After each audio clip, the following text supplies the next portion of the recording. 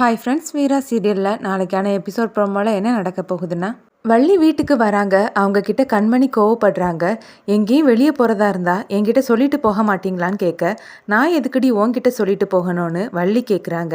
இங்கே பாருங்க, நான் அந்த வீட்டோட மருமக, நீங்கள் எங்கே போகிறதா இருந்தாலும் என்கிட்ட சொல்லிட்டு தான் போகணும்னு சொல்ல, என் அண்ணன் கொஞ்சம் இடம் கொடுத்ததும் உனக்கு கொழுப்பேறி போயிடுச்சுதா, அதிகாரமாக பேசுகிற, நான் எதுக்கு உன்கிட்ட சொல்லிட்டு போகணும்னு வள்ளி கேட்குறாங்க. இங்கே பாருங்க, நீங்கள் எங்கே வேணாலும் போங்க, ஆனால் போகிறதுக்கு முன்னாடி அலமாரி சாவியை என்கிட்ட கொடுத்துட்டு போங்கன்னு சொல்கிறாங்க.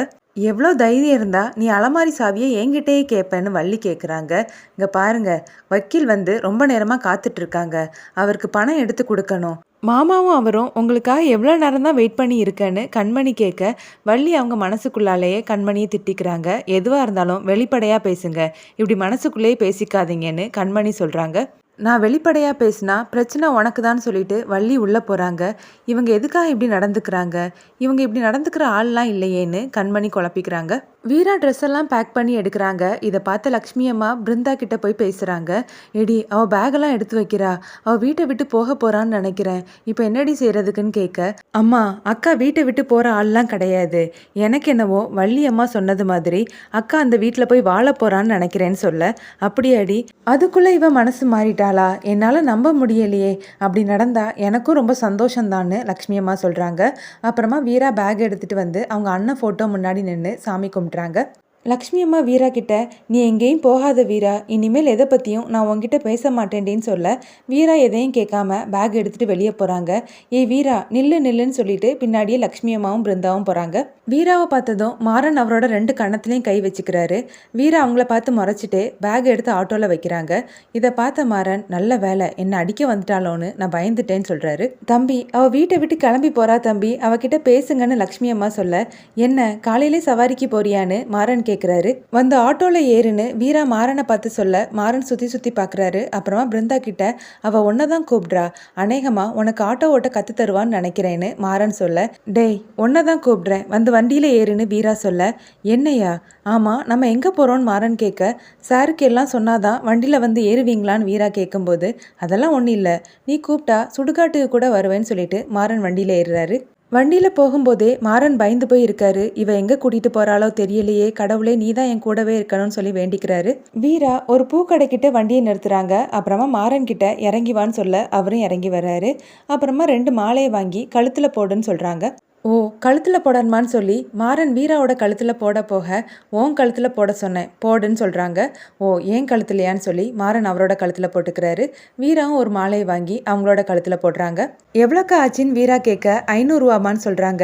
500 ரூபாய் எடுத்துக்கூடன்னு மாறன் கிட்ட வீரா சொல்கிறாங்க. என்கிட்ட தான் ஒன்றும் இல்லையே, நான் தான் உங்கள் வீட்டில் சோலாவா 3 நாளாக நிற்கிறேனே, இதிலே உனக்கு புரியலையான்னு மாறன் கேட்கும்போது வீராவே பணத்தை எடுத்து கொடுக்குறாங்க. எல்லாத்தையும் கணக்கில் வச்சுக்கோ, அப்புறமா நான் திருப்பி தரேன்னு மாறன் சொல்கிறாரு. அப்புறமா வீரா கிட்ட, நம்ம இப்போ எங்கே போகிறோன்னு கேட்க, வீட்டுக்குன்னு சொல்கிறாங்க. அங்கேருந்து தானே வரோம், மறுபடியும் அங்கே எதுக்காக போகிறோன்னு மாறன் கேட்குறாரு. வீரா முறைச்சிட்டே ஆட்டோவில் போய் ஏறிக்கிறாங்க. ஒருவேளை நம்ம வீட்டுக்கு போகிறது தான் இவ இப்படி சொல்கிறாளோன்னு மாறன் அவர் மனசுக்குள்ளே நினைக்கிறாரு. ஆட்டோவில் போகும்போது மாறன் வீரா கிட்ட, அம்மா சமாதி இங்கே தான் இருக்குது, அங்கே போயிட்டு போகலான்னு சொல்கிறாரு. சரின்னு வீராவும் ஒத்துக்கிறாங்க. அப்புறமா அவங்க அம்மா சமாதி முன்னாடி மாறன் போய் நின்று மன்னிப்பு கேட்குறாரு.